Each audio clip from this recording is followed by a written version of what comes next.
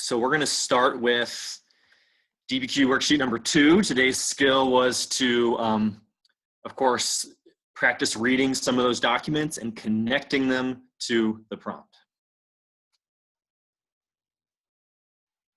Okay, let me pull it up here.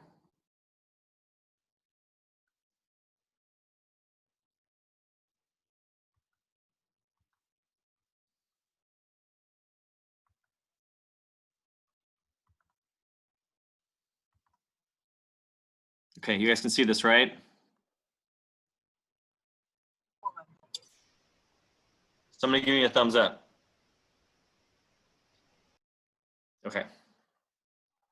All right, so just to be super clear, before we scroll down to the examples, we're gonna, as we start talking about evidence, there are, now that you guys know that a DBQ is out of 10 points, 5 of the points come from evidence.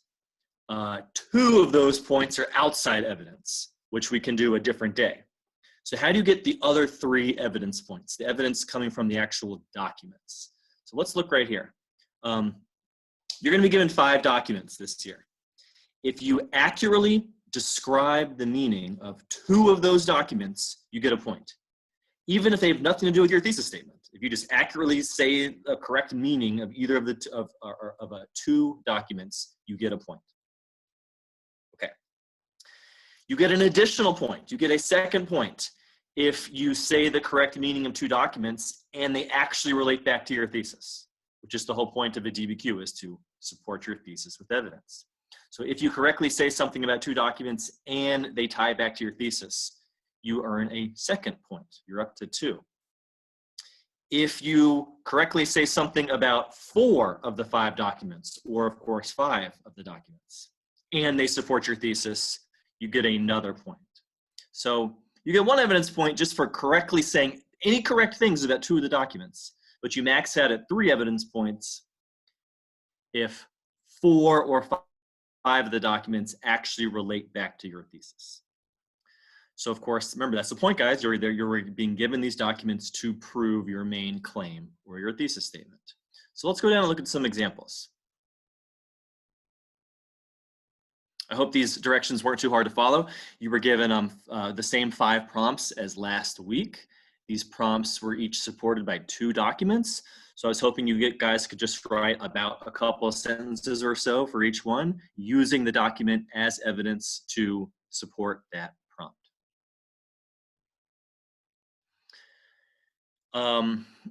As always, hopefully you wrote more than 1 sentence, but there's really no exact right number of sentences.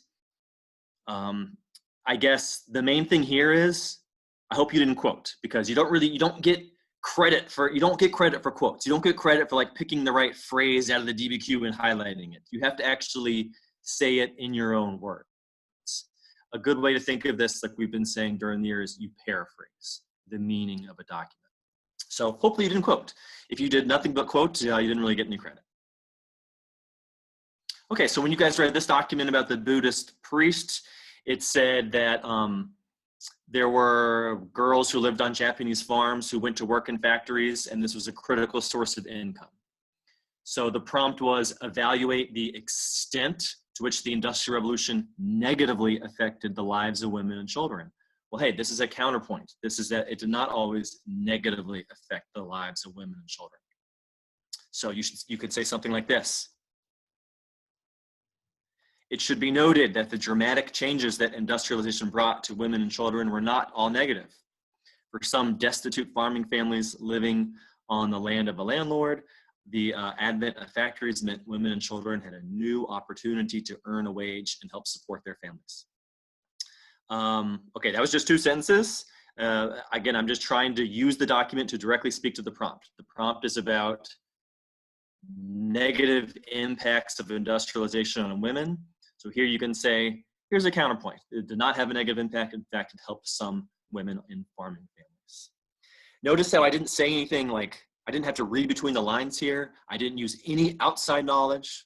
This was just me explaining the meaning of that document in my own words. And I hope you agree. So let's see if that's true for each of the next 9 of them. Did I just say the meaning of the document in my own words? No quoting, but I'm not coming up, I don't have to say anything of outside knowledge. Because that's a different skill, and that's a different rubric point. Okay, when you guys got to this one, you might have been like, hey, it's just a picture. How am I supposed to use this to answer the prompt? Well, I mean, at the very least, you can see that these are a bunch of dirty kids. So like in your own words, explain how this is not good for them. At the very least, the source line told you that their job was to like break up coal by hand, right? So like just put it in your own words that that's bad for them and that's unhealthy. So I wrote, industrial work came with great health risks for many of the women and children that participated. Children employed in the mining industry not only worked in squalid conditions, you don't have to say squalid, you could just say dirty, worked in squalid conditions, but they were often asked to break up the coal by hand, exposing them to bad stuff. I wrote carcinogenic fumes and dust, but you could just write bad, unhealthy stuff. Remember, this is a rough draft, so it's okay. Again, this was in my own words, not really using any outside knowledge, directly speaking to the prompt of what is a negative impact of this stuff on children. Okay, the next prompt was causes of the rise of nationalism. Okay, here we have a speech by Bismarck. I thought this one was kind of hard. If you struggle with this one, you're not alone. But he's definitely talking about the military, and he says blood and iron. It's one of his famous speeches. So clearly, there's a relationship between the military and nationalism. So if you said something like that, it would count. Mine was military concerns were of paramount importance to many 19th century states, like in Europe. Bismarck's speech reveals that he believes that unification of the German peoples will lead to increased military power. So nationalism was caused by political leaders who wanted a stronger military. Remember, with so many of these, that's not the only thing you could have said about this document. That's not the only right answer.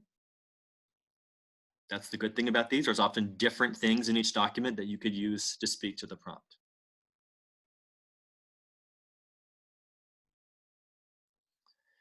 Okay, this one was definitely not hard to understand. This Fichte, he's talking about the German people just want to be free to make their own decisions. I mean, it's not hard to understand. So you just have to put it in your own words. What's the cause of nationalism? That the German people are a distinct race with forefathers and people want freedom to make their own decisions and practice their own culture. That's it. I don't even need this last part. But if you had just said that, then you were using the document to speak to the prompt. People want freedom to make their own decisions and practice their own culture. That's just what he said in my own words.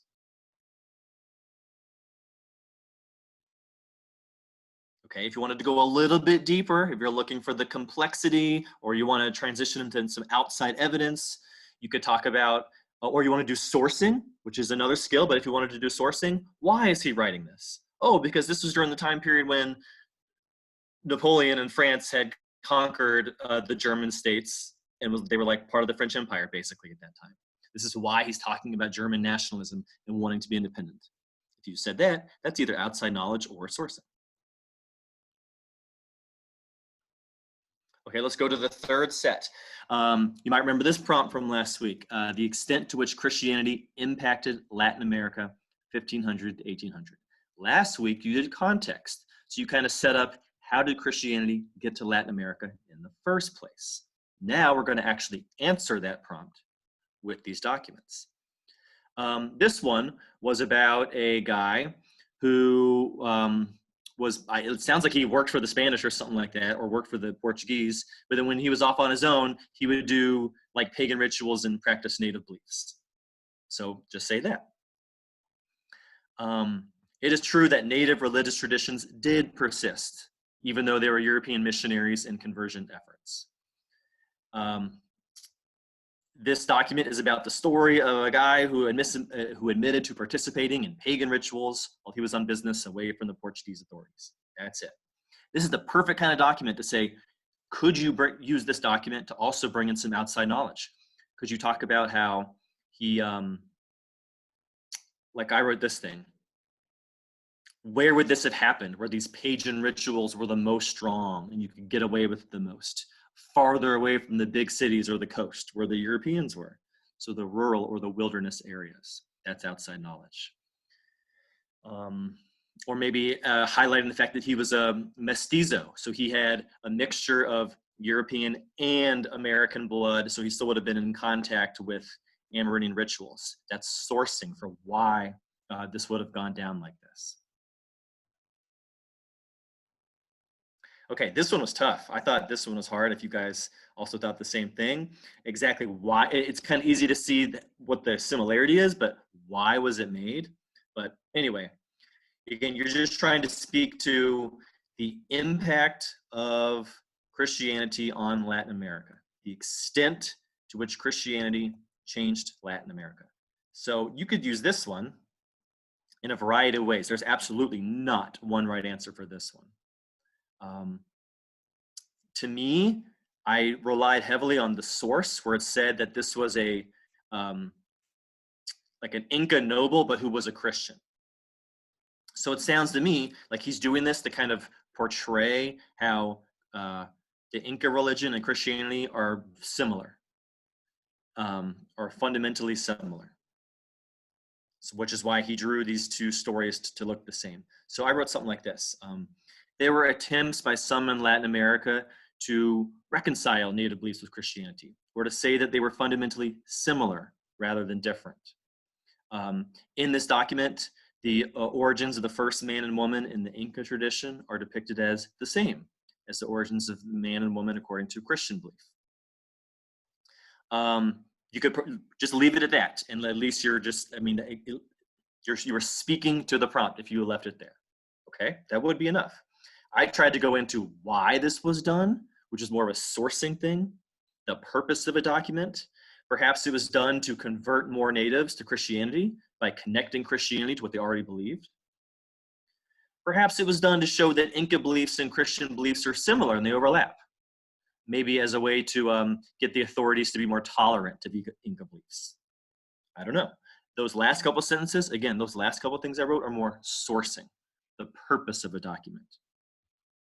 Just this part would have been enough to be accurately talking about the document. Okay, prompt 4, the extent to which China embraced Westernization. I thought these next two were hopefully the easiest for you. So hopefully you guys get some like this. Basically, this guy is pro-Westernization and says so. So basically, can you just paraphrase what he said in your own words? This guy, Feng Guifan, is open to the idea of Western learning. He's receptive to it. He wants it.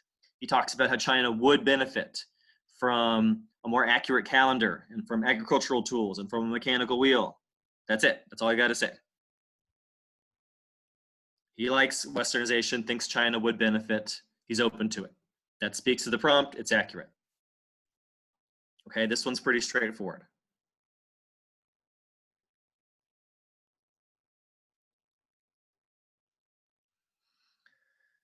Okay, this one is also straightforward, but it's also amazing opportunity for outside knowledge or for sourcing.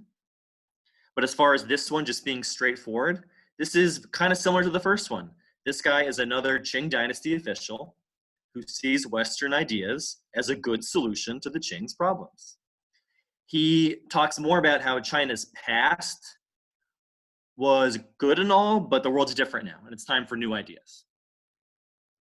I didn't read between the lines. That didn't require outside knowledge. I just read it and put it in my own words. He is looking for new ideas to deal with the present. If all you wrote is that, you'd be good. To be accurately addressing the prompt using this document. As far as sourcing goes, like the historical context of when he was writing, or outside knowledge. Why does he mention Peter the Great?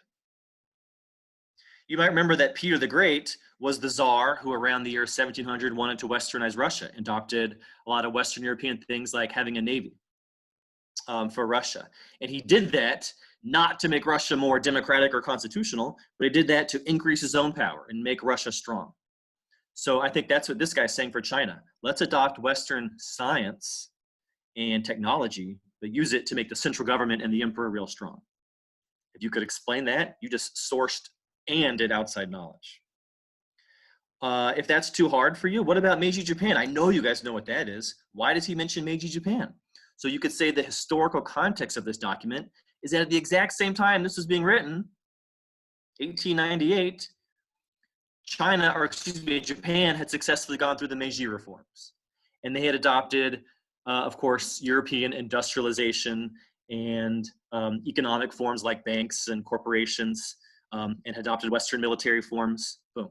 He wanted to copy them to be strong like them. So again, that is the kind of the context of when the document was written, sourcing, or it's your own outside knowledge. He wants to Westernize because he's looking at the example of Japan, but you got to explain what Japan was going through, okay? And finally, you know what, set number 5 might have been even easier than the Japan set, because I think it is kind of straightforward. Evaluate the range of African responses. So just, you're trying to talk about what were the different ways Africans responded to European imperialism. Okay, according to this document, how did they respond? Well, this is from the Emperor of Ethiopia. He's writing a letter to the powers of Europe. What is he saying? He's saying, don't forget, Ethiopia is Christian, and we're both should be teaming up against the Muslims. So that's kind of what I tried to write here. One type of response that Africans had was to engage in diplomacy. This guy is sending a letter to the great powers of Europe, trying to remind these leaders that Ethiopia is Christian and has been for 1,400 years. He said that, not me.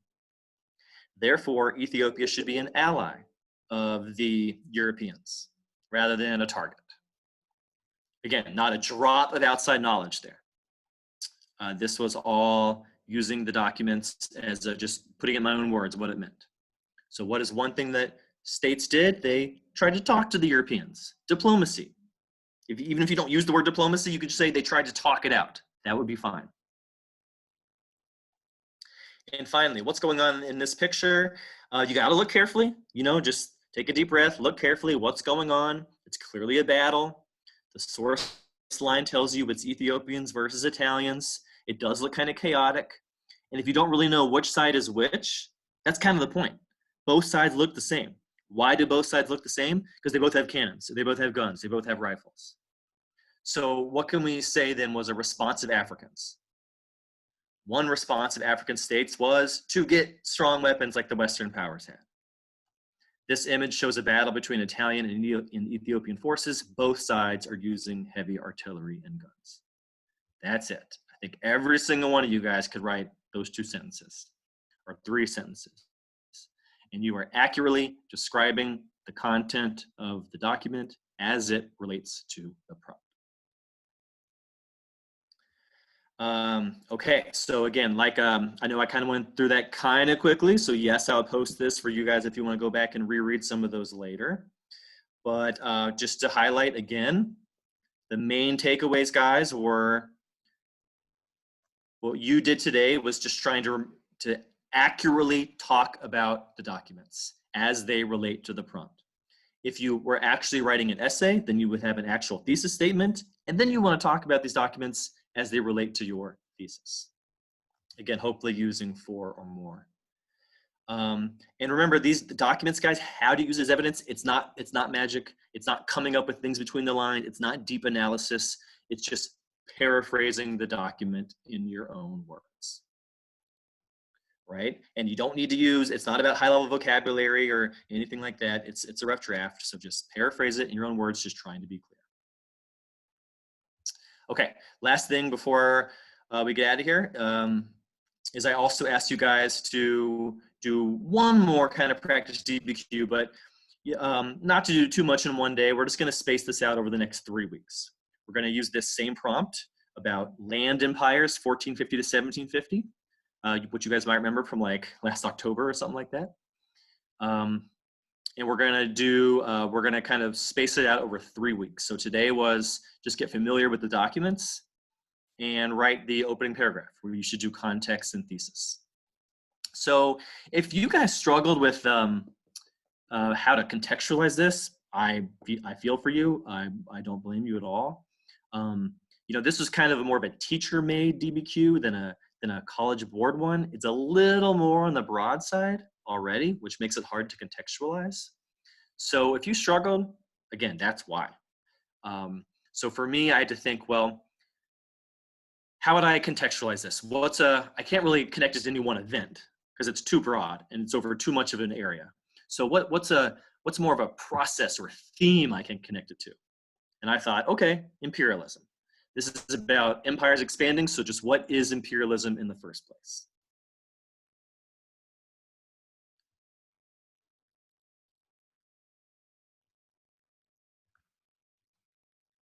Okay, so this was my attempt to contextualize. Make it a little bigger. Okay, empire building has been a universal goal of strong states throughout history. Imperial expansion was a way for rulers to glorify and legitimize their power. It led to increased wealth in the form of tax revenues, new markets, new raw materials. And imperialism was a way for a strong state to spread the benefits of their political and cultural systems to other peoples. If you just had that, good, that would be enough, or just anything sounding like that, kind of what is imperialism, that could have been one process to open your paper with. I chose to keep going, or this could be another process. In the period 1450 to 1750, this trend of empire building, these states are getting only bigger. Why? Because these large land empires took advantage of advances in gunpowder and printing, amongst other things, to spread their influence over larger areas.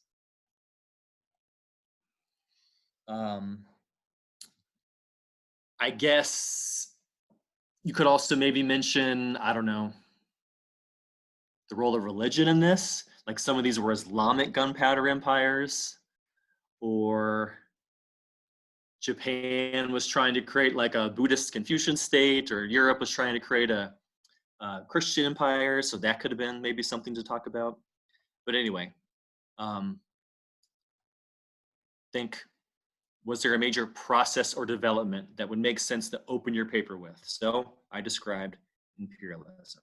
Now, once you contextualize, it's supposed to lead into your thesis. So then I added this.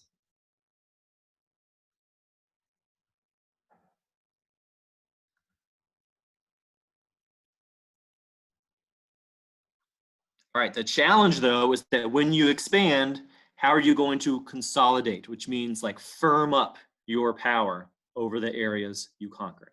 So then this leads me into my actual thesis statement. In the period 1450 to 1750, central governments came to wield significant power over their empires by establishing military superiority. They also found ways to limit the power of nobles and other elites. Finally, they won favor by patronizing the arts. Okay, what did I do here? First of all, do you notice how I used a word like this? Significant. So the prompt was evaluate the extent to which rulers were able to consolidate their power. So I chose to say they did it to a large extent. They were very successful at expanding their power. I used the word of degree. Then I gave reasons. I'm going to talk about their military power. I'm going to talk about how they tried to limit the power of nobles. And I'm going to talk about them patronizing the arts. So those are going to kind of be like my 3 buckets or body paragraphs. Those are not the only right answers, but I hope you guys kind of saw some of those when you read them. Where did I get those from? I thought this document here was about this guy talking about how great the Shah's army was, how they had swords and muskets. They were very well trained. They had a huge army. So military power leads to consolidating power. Same thing here. This guy is talking about how amazing the Turkish army is and how well disciplined they are. You could use it for military power, or you could talk about how all of the important people in the Turkish government got their jobs because they were brave or they had merit or talent, not just because they were nobles and got their job because of their name or their family. So to me, this speaks to trying to control the power of the nobles.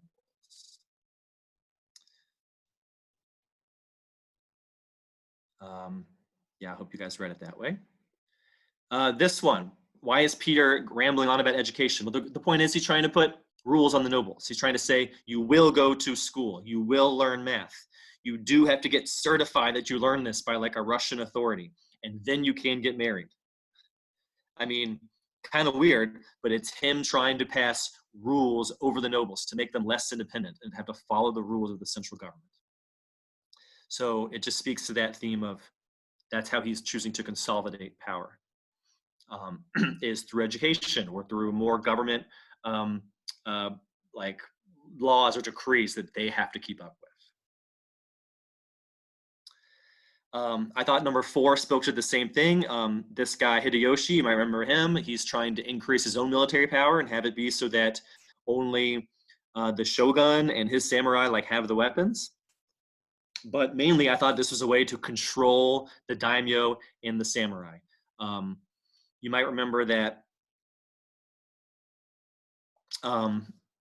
this is a collection on him trying to collect swords because he doesn't want there to be a bunch of peasant armies. Why does he not want there to be a bunch of peasant armies? To consolidate his power and have there be a strong central government, and so that the daimyo don't have like large peasant armies they can use to rebel. You might remember the daimyo or the Japanese nobles. So I thought this was a way, again, to bring more power into the central government by taking weapons away from the people. And then finally, there's not much to go on in this image, but the source line is very helpful. This image came from Kangxi when he toured throughout China and spent lavish sums of money supporting local artists and libraries and things like that. So we definitely studied this in class. One way that rulers consolidate their power is they spend money on buildings or they spend money on artists. And so they want great works of architecture and literature and art and religion and stuff like that to come from their rule. And then people like them and support them, and that helps with their power. So that's what he did here. Okay, and that was it. So you guys can leave your opening paragraph. If you want to tweak it a little bit, that's fine, but kind of leave it the way you have it, and we're going to build from it. Next week, we're just going to read the 5 documents and support the thesis with those 5 documents. Like document 3 shows how Peter the Great was trying to control his nobles by blah, blah, blah. Or document 2 shows how the Ottoman Empire were trying to diminish the importance of their nobles through blah, blah, blah. So we'll just write those parts. Make sure we use 4 of the 5 documents. And that'll be it for this for next week. I believe that's it for me. That's kind of what I wanted to walk you guys through. Thank you so much for joining and listening to this. This will be recorded if you want to hear it again. I'll post these exemplars for you guys. So before I go, does anybody want to ask a question out loud or in the chat box?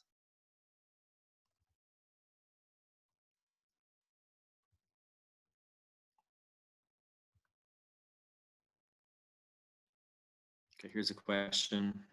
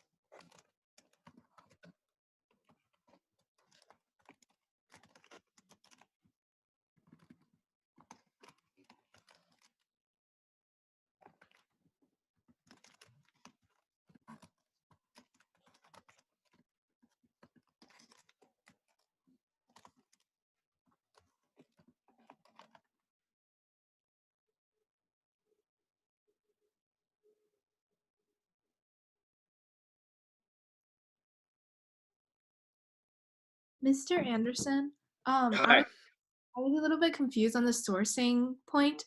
So, for sourcing, do you have to explain like why the purpose impacted the piece or like why it was like not credible or credible? Or can you get the point just by explaining why Okay, you okay, let's just take credible out of it. Take biased out of it.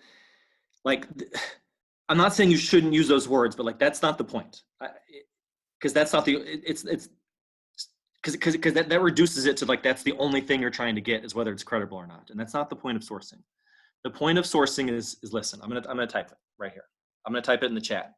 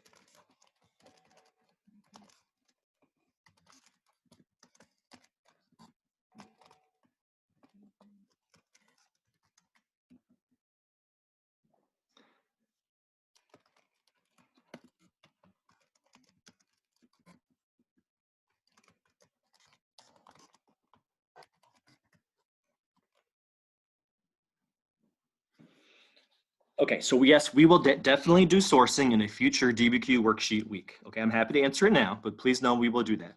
So please look in the chat. Sourcing is basically this. Think about the author's audience. Who are they speaking to? Or think about their background, like what is their gender or their occupation or their religion, something like that. Or think about their historical situation, kind of like what was going on around them when they wrote it. Take one of those things and explain how it affected the document. I know that's broad, but that's a good thing. How did it affect the document? It's not just does it make the document credible or does it make the document not credible or does it make them biased or does it make them not biased? Even if one of those things is true, you have to explain why. So it's not about those things. It's how did it affect the document? So let me give you an example. We just read that one from the Chinese official who said, yes, we need Westernization. So if you wrote, well, why does he want, and he wrote that in 1898. Okay, so what was happening in China in 1898 that would lead him to say, yes, we need Westernization? Could you say that there were lots of Westerners in China, so he would have seen a lot of their advancements? Yeah, that's the situation in which he was writing. Could you have said that that was he mentions like Meiji Japan. So could you build on that? Could you say, yeah, Meiji Japan had spent the last 3 decades adopting Western ideas and had become a world power. This is why he wants that too. Notice how that doesn't make his words credible or not credible. It doesn't make him biased or not biased. What it does is you're explaining why he wrote what he did. You're explaining how it impacted the document.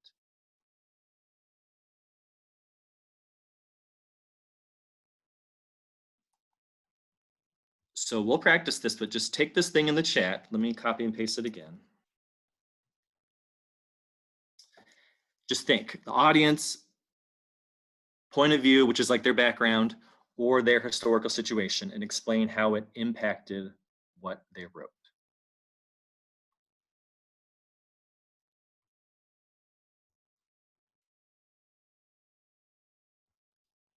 Okay, let me answer Anuya's question here.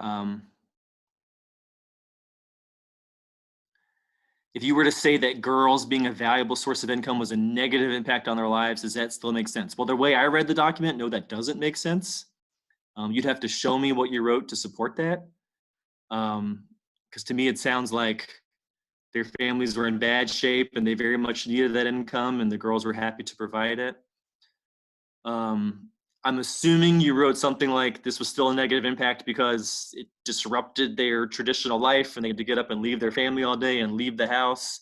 And it disrupted traditional gender roles and maybe it made it harder for them to find a husband or something like that. Okay, if you said that, then that would work.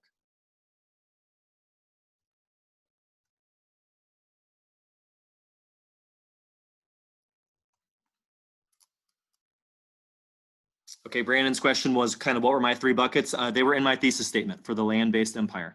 So I thought one way they consolidated their power was by having a strong military. One way they consolidated their power was trying to cut down on the power of the nobles. And one way they consolidated their power was by supporting the arts.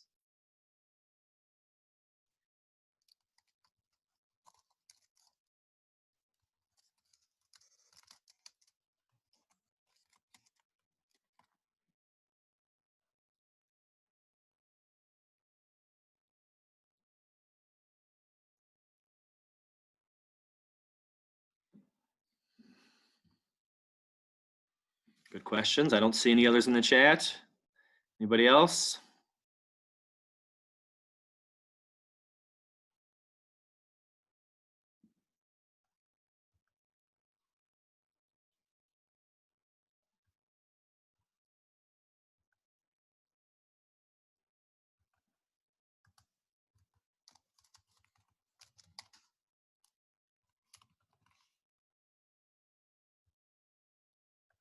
Okay, cool. Well, thank you guys very much. I really do appreciate that you would take the time to come in here and listen to this.